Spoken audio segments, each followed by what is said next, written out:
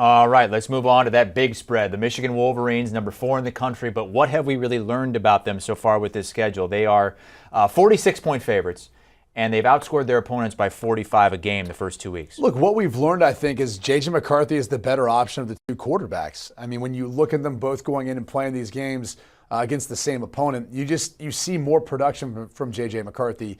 I think he's as good, if not better of a passer. He's obviously the better athlete of the two. I mean, he is a legitimate threat in the run game, and he will be starting this game versus UConn. And I would expect him to start the rest of the season because I do think he gives Michigan not only the best chance to win the Big Ten, but the best chance of winning a national championship. And I think the way Michigan has looked, regardless of the teams they've played, they've looked at a team that could compete potentially for a national championship. So this one is one that it's not so much about whether Michigan will win. They'll win.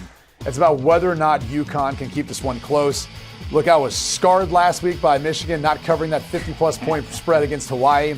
I think UConn might be a little bit better than Hawaii, so I'm going to go ahead and take the 46 points here, in part because, after J.J. McCarthy goes out after they get up big, Cade McNamara, when he went in last week, didn't play so well. And I wonder if, they're going to run the football short in the game at that point because that's more Cade McNamara's style. So I'm going to go ahead and lay the 46 points. I just can't deal with these big spreads anymore after last week. These numbers are ridiculous, Danny. It's that magic 50. That's the number you have to avoid. 46, go ahead and lay them points. Go ahead and hammer it down.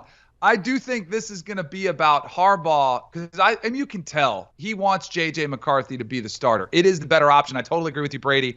And I think he's got to show to the Michigan fan base because there was some pushback from some fans saying, well, man, Cade McNamara brought us a Big Ten championship, got us into the playoffs. We beat Ohio State first time since you're the head coach. Like, what are you doing?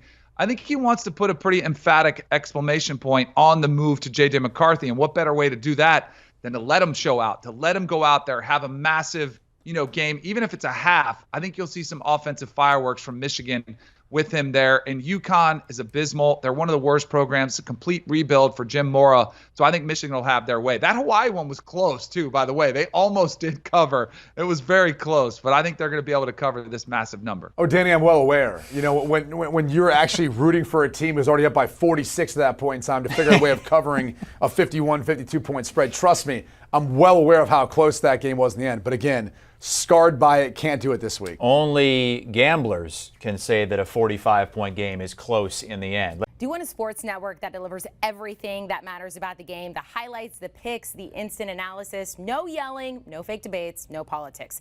Hit the subscribe button and never miss a moment.